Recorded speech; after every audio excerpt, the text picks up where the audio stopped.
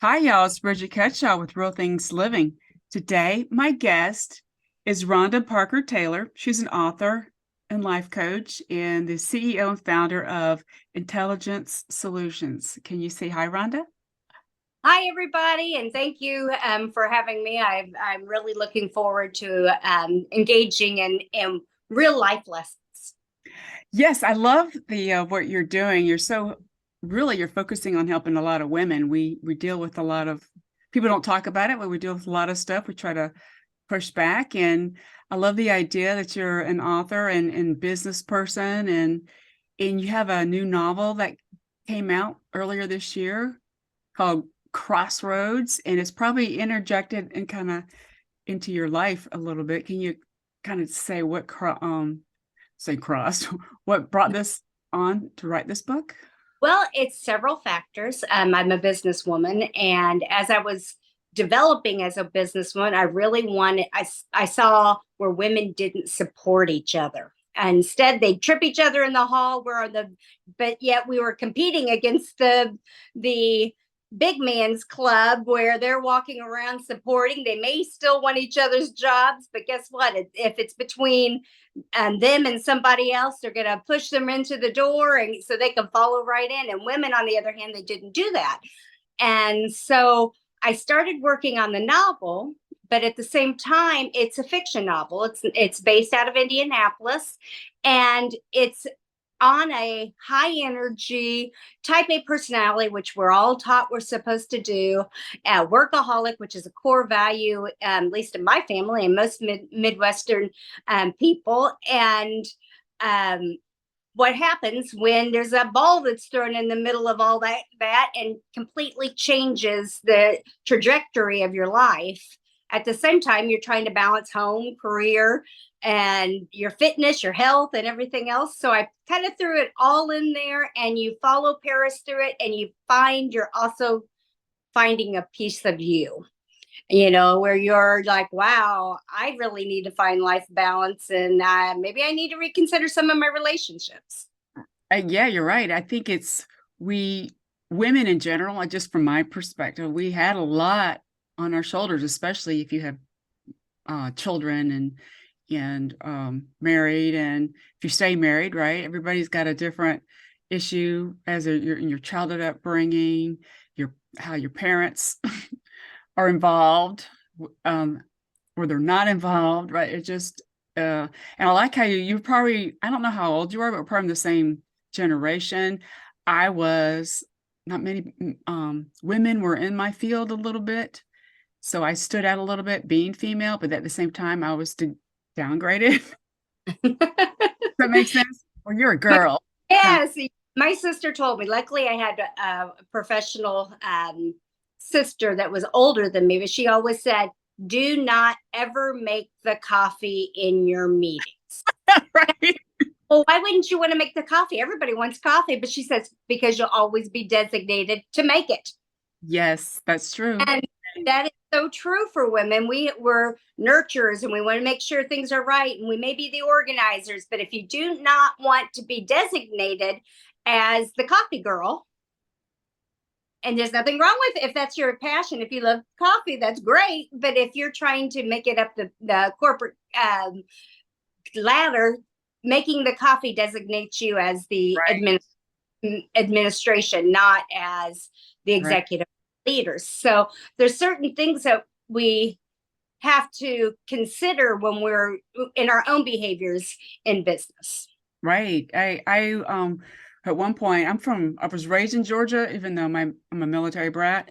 I did go to later transfer to University of Wisconsin. And one of the you're talking about the women, they were down because I had an accent to them. I didn't know I had an accent. And so it's just stuff like that. I don't know why. It's kind of like the mean girls, even from school to work. Maybe that's kind of what you're referring to, turning the mean girls. Exactly it. We have to learn to support each other Right. through adversity, resilience, life balance, friendships, work.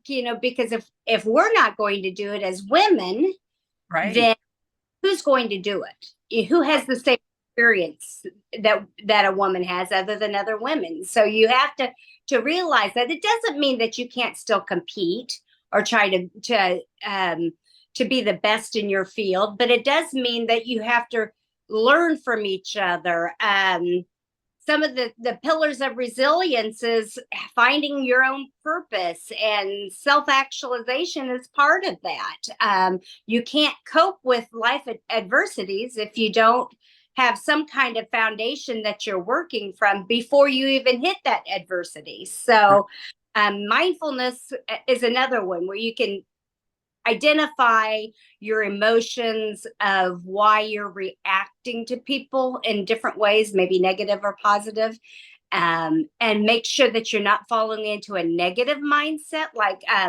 one of the key quotes in Crossroads is, "Envy makes the bones rot," and Envy? that Right, yeah. in and that comes from Proverbs, because it says in Proverbs, it says anger is cruel and fury is overwhelming, which is true, when you get angry about something, but you can get over, but nothing stands before jealousy. And then it continues and says envy makes the bones rot. So if you allow yourself to get in a negative mindset, now you could be envious and want to excel like somebody else and keep it in a positive motivational aspect, or you can turn around and make it a negative one where it completely takes over your character, and then you become the mean girl where you're talking behind someone's back, or Right. uh, picking up their notebook and throwing it in the trash, or whatever it might be that you've experienced or seen, or or talking to the boss about the other person, because you don't want to be that person. You want to be someone that thrives and on your own merit. And so that's so important that we end up supporting each other through our own adversities. And work is hard, and keeping life balance is hard. So where are we going to be if we don't do it with each other? And you had mentioned, what we're saying made me think of self-worth. You think some people they feel they're valued, maybe? You think that's some of that? Yeah, I think, and or they're questioning their value. My dad used to always tell us, as because there was 5 of us kids, and of course that's not fair, or you have these little things, and so Right. or it might be the excuse that you have that you're not performing or getting the same treat or whatever. He would always say, "Do not compare yourself to others." Yes. Because That's if you compare yourself to others, you destroy yourself and your own purpose. And yes, I think that many a times when we're comparing, we're destroying our self-worth and our self-image and the skills. How can you perform in your life? It doesn't matter whether it's cooking a meal or whether it's working in your work life. If you aren't valuing your own skills, nobody else is either. So yeah, I think that you're right. I think it has a lot to do with self-worth, and your relationships and how you maintain them. right. It's just a crazy, I mean, the world's always changing constantly, but I think that's another thing. People are so afraid of all this change going on, and they don't know how to deal with it. And so maybe that's why they're acting out. And I also have learned to try to look at their different perspectives, that helps me from not reacting. Or Right. empathy, is that the right word? Tried to have empathy. I think right, empathy is a strong relationship builder. A good example, and for your listeners that are leaders, if you are um, coming up with a reward program in your own organization, and you're thinking about it from your perspective, it's not going to probably motivate the people that are underneath you, your followers, because their situation is different. How can they think about going to Ruth Chris or steak restaurant for dinner when maybe they don't even have the money to get their car fixed Right. or pay their utility bill? Or maybe they're riding an Uber every day to work because their car broke down. So you have to kind of think in the context of the motivation of your employees, not of you. Empathy is the first step, because we can blame anybody for any adversity that they're going through, because sometimes it is choices people have made. But at the same time, most of the time, it's a path that they've gone down that they may not have had a choice in either. Through my own adversity, I've had several. I was never intended to be an author. I struggled academically when I was younger, until I had the right teacher. She was a 98-pound woman that going to tutor you over the summer. And then after we shared that summer and I asked if I could, what I owed her from my Arby's check, she said, "You owe me nothing," because she had learned some of the adversities that I had gone through. And she wanted to support me. And I've passed my proficiency tests to graduate, went to college, and she set me on a path. So it's up to leaders to set the path for the person that may be struggling, and so as we develop empathy, or we develop programs, we should consider, where are people, and not criticize them for where they're at, Right. but decide, okay, what can I do to make that path for success a little easier? And then when we do that, guess what? The anger from people and the jealousy from people, they kind of disappear, because you're in their team too. You're not the opposition. Correct. It's just amazing how you can be when you just understand what they're dealing with in the past. It's really helpful. And when I was younger, yeah, you react. I did when I was a teenager, but I think that we're hormonal anyway. We don't know how to control that. And I should, my family life was a mess when I was a teenager. Right. Yeah. But I acted like it was perfect. Right. Oh, of course. Yeah. Live in fantasy than reality. Exactly. And It when wasn't. you do that, it doesn't hurt. Right. But at the same time, I have a lot more empathy for, what my parents dealt with, being everybody's situation is different, being a military brat. I didn't realize how hard that would be on my mom's marriage. You know what I'm saying? Right. Oh, You I'm don't think sure. about that. Right. And he was never around. Right. And Basically, that's single mother. basically not just Without one kid, but right. It's so my mom is I'm just looking back and reflecting all that, really good role model. If you think about it, how she handled it. And that's why I had some mean girls involved in my life. But right. they didn't have a mom who was dealing with with Right. those problems.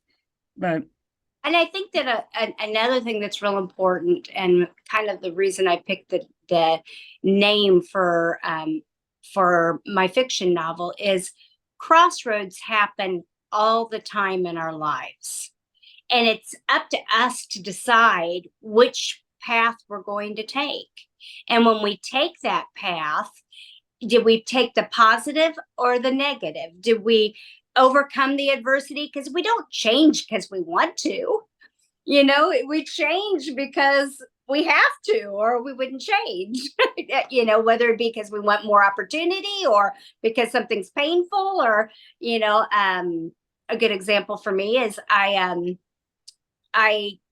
was a college a director for a college, and I felt like I had my life all in order, and I had adopted a teenager years before, but then he was in a workplace accident, oh, where someone came in and shot him, which is something people are dealing with every day. And that's scary. Yeah. all of a sudden, dealing with college student age, which was the age he was very difficult to me. So I had to redefine that plan that I had for myself.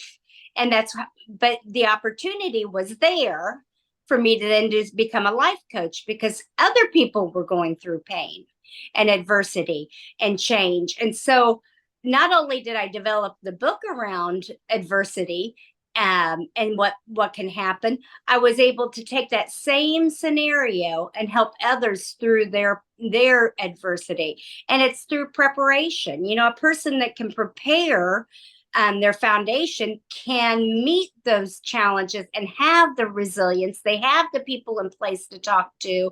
They have the skills so that they can take up a new job if the plant closes down. Right.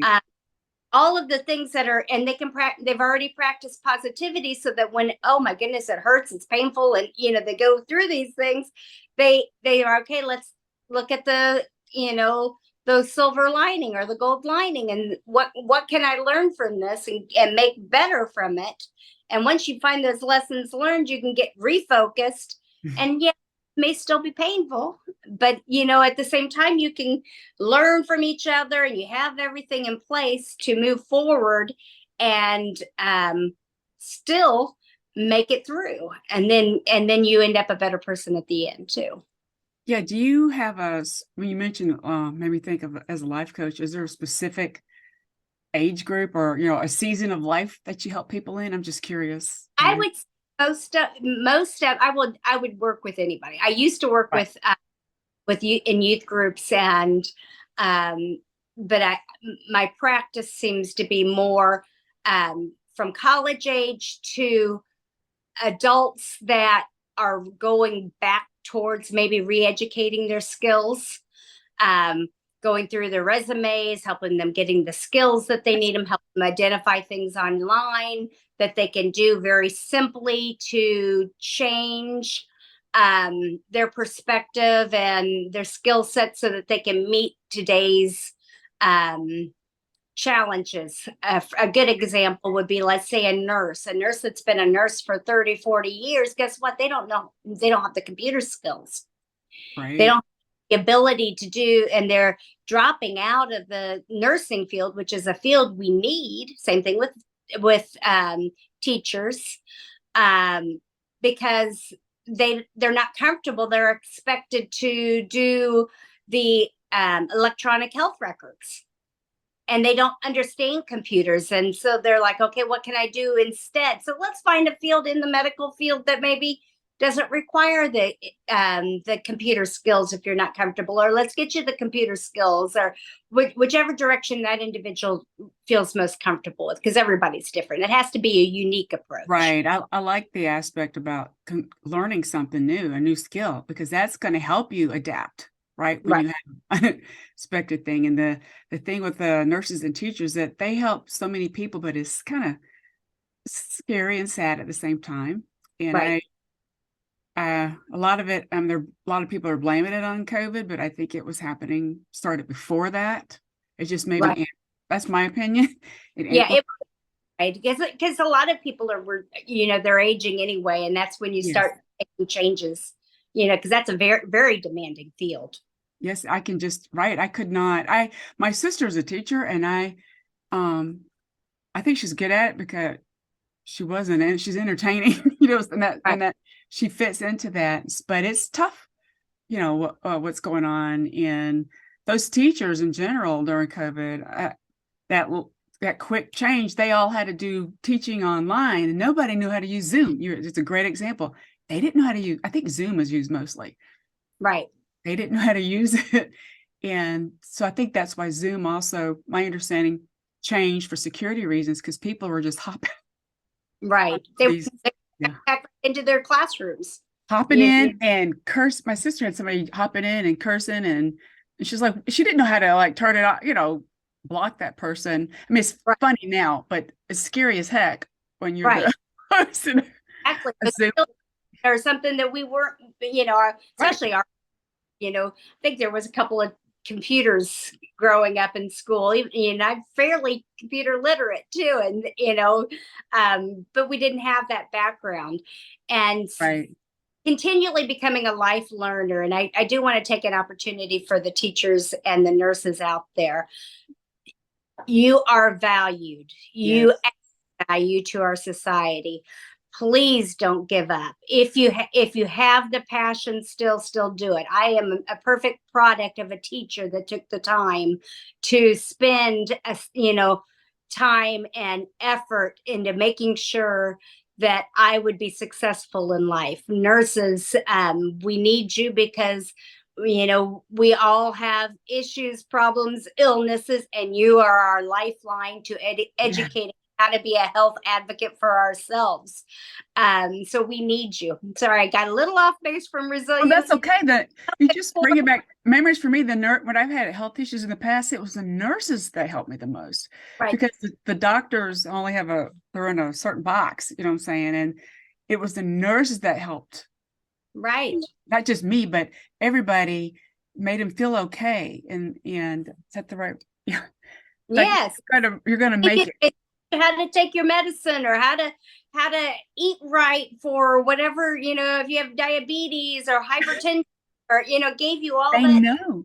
They're information. sharing the details and stories and like I had to have chemo and I decided on it based on other bunch of stuff. And the nurse said, Bridget, you're going to lose your hair. And she recommended that I get a shade beforehand. I'm like, what? But it's less, she said, it's less, she was right, less traumatic to do it at Oh, once than to have clumps. Right. And so I'm so glad that she said that to me. And I did talk to that's why it's such a great to talk to other people who've gone through a certain kind of experience. But she saw the stress other patients went under, not, and at first I'm like, you got to be kidding me. But she was right. Right. You right. just got to be open as well to advice, or is advice the right word? But Yeah. you need to be open to options. There you go. And look at them and not be, what I've learned, I'm sure you have too, is not be so impulsive. I was very impulsive when I was younger. I've learned to step back and pause. Right. You have to. I mean, sometimes if you don't respond immediately, it gives you time to process. Especially big topics like cancer. My mom went through it too, and I'm Right, so happy that your experience right. was one that you were able to heal and move forward. But when there are big life lessons that you have to go through, and issues and adversity, sometimes you do need a moment. You have to process the information and allow your mind and your body and your soul to wrap their arms around big news. You Yes. move forward. It's definitely pausing, like not to react. It helps you understand the situation better. And reacting, you can't backtrack on that because you just don't know what's going to happen. And Right. I've been thankfully good at, like I said, impulsive is different than reacting. You know what I'm saying? Mm-hmm. Impulsive, like, well, that sounds fun. And that's what I would, but I guess that's my nature. Maybe Right. because my being a military brat, you're just always on. I appreciate that now, the different adventures, but I didn't want to raise my kids around that either. I learned Right. it's amazing that you're taking all what you've learned in life and you created a new book, Right. Crossroads. And is it how long is it? I was just curious. Do you have an audio version too, or Or pages, and I don't know if you can see it. It's called oh, Crossroads. It has that, and the cover kind of depicts the journey that Paris, the main protagonist, comes through. You can get it on Amazon or Barnes and Noble's websites, or in some of the stores. It's a journey, just like any of our journeys that in life. We all have a story. Yes, it's fiction, but it also helps you think about the boundaries you have with people. It makes you think about your life and whether you're well balanced. And in the main protagonist situation, she's not. She's a workaholic. Everything's about career. And what I found is when my clients are all about career and they don't have balance in their home or in um, their life, their personal life, what happens is, you lose a part of you. You forget who you are. And you also have to have priorities in those other aspects of your life, with your relationships and with your um home life and personal life. For example, if you don't have priorities, you may spend those hours that you've designated for your personal life watching TV, and that may be what you really don't like. And, Right. something totally different that you enjoy. It could be reading, it could be cooking, it could be anything. But you went to the easy option, and then you don't get joy. And Right. really, we're only here for a short period, so we should enjoy every day, even through the adversity. We should be able to smile and learn and help each other and build our relationships, so that each day we're getting the most out of it, and we're teaching the younger generation how to deal with those adversities. How many children do not know how to deal with the death of a loved one, or Right. doesn't know how to care for a person who's sick, because we've sheltered them. They've not gone through war. They've not gone through the it, it other kinds of different adversities that are our normal life cycle lessons. Right.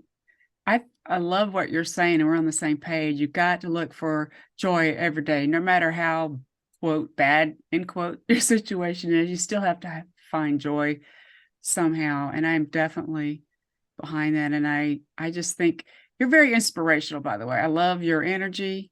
Thank you. And Thank yeah, you. it's really Thank good. And I think you're helping so many people. And I'm so sorry about what happened to your stepson. Is it stepson or adopted son? I think that's It what was it's an actually what yeah. I tell people is I never met, even though I'm married, I never met a man that could provide a child for me. But I Right. met a woman that shared her son with me, and Right. we raised him.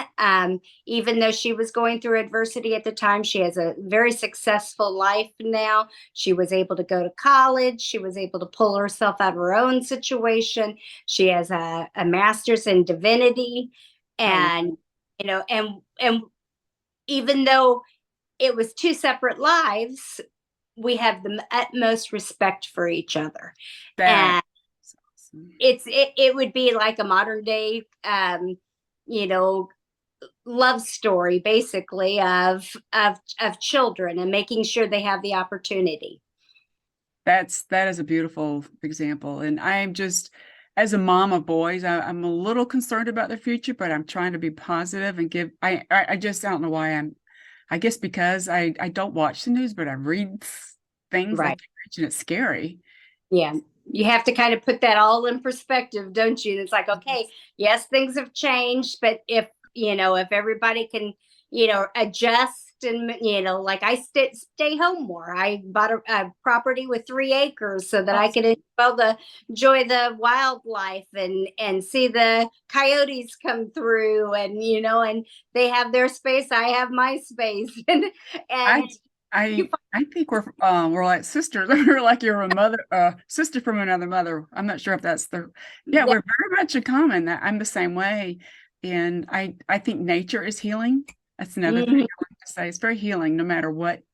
Just a pause and looking outside is helpful for me. Yeah. Yes, yes. Anytime you can see something that's inspirational, and animals, birds, even grass can be inspirational. And that sounds funny, but Right. except for mowing, it can be, you get on that rider and just act like you're on dune buggies, and, and enjoy it. Don't begrudge. And that was something I found myself getting into. I was begrudging household duties for a while. And then I'm like, wait a minute, I can get fit. I can make my house beautiful. I can eh, provide a smile to my husband because everything's right. And so find a way of doing it that's joyful. So many of our activities that we do that are everyday stuff can be joyful. You just make it, put some music on, dance while you're doing it, whatever Right. fine to make it joyful. And one of them for me is, mowing the yard, because you're outside. Some people with allergies may not be able to do that, but Right. find another way of enjoying the sun and the nature. That's true. I like the I can mantra. Right. Yeah, That's what it is. yeah, And that helps your mind process things. Again, every day is not perfect, but then no, it's it perfect. having the time to pause and reflect, I think is going to help you get through Right. anything. Like today I saw a bird's nest was blown off one of our trees. But I Oh, was like, oh, but there weren't eggs in there, but it was real windy last night. But they'll find another way to build a bird's nest, right? thing, and something I have, because I have lots of birds. Good thing is they have more than one nest. That's true. They probably do. That was just one that was old, maybe. That's probably Right. where I didn't find Yeah. eggs. It's into April, so I don't know. It depends on the bird species. I don't remember when the eggs are hatched, but I have found some before in my driveway. They, Aw. right. I've always been, I don't know why I've been like you. I like looking at animals, and my husband jokes that I like dogs better than people. And like, They yeah, don't stack. yeah, and your problem. No, but they don't judge you. Maybe No, that's where it came from. They are very accepting, and they remind you. Animals remind you to be in the moment. I think that's my takeaway of being around animals. And Enjoying the people around you. They always are right there with you, and you that's something we can learn to do for others. If we supported others like animals support, you know, you, yes, we would have a better world. you're right. That is so true. We would have a better world. We need to not be so angry all the time, but they need to somehow release. Like I run a lot, but I'm not saying I'm angry, but it just helps. What that helps too. Not just I don't like run marathons, but just doing things like that movement that you like, that makes Right. you happy. I know Exactly. people who like to ride bikes. I don't. Right? I Right. like to be walking on a trail or go. We all find something, and then you've got to be you, right, and not pretend to be someone else, and that'll help you get through adversity. Yeah, Being and for you, you're happier. yes, If you try to copy somebody else, then that's not who you are, and um, if you're comparing and doing different things, that puts you in a very negative mindset. Now, comparing because you want to model yourself after someone else, that's something totally different. You could have a right, myth that you're right, modeling, but if you're comparing and tearing yourself down right. and tearing them down because you become angry or envious, it's just it's a recipe for disaster. It's for yourself and for the other person. That is a really good takeaway. I just think, just yeah, I'm learning a lot, even though we're on the same page. I'm still learning a lot from what you're sharing here, and I think this is very valuable information. So where can people learn more about you, Rhonda? Okay, so they can go to my website, which is Rhonda with an H, parkertaylor.com. Or if they're interested in the book, they can go to Amazon. The name of the book is Crossroads, Rhonda Parker Taylor. I'm on Facebook, Instagram, and Twitter. Oh, and LinkedIn if there's a professional need. Okay, this is so great. And for those that are listening, I'll include the link in the description of this episode. And I really appreciate your time, Rhonda. I love your energy, and I have a connection with you, and I'm so glad your main takeaway is you're supporting other women. That is really key. I think it's obviously we want to support everybody, Yeah, but right, women to get on the page of supporting each other. If we don't, there'll be no more progress. right. We need to make progress, and we can work on solving problems together. Right, Right? exactly. Problems are going to be different than our our opposite gender counterpart. Exactly. We have different issues than sometimes than men. It's true. Well, I hope you have a wonderful rest of your day, and thanks everybody for listening. Bye, everybody.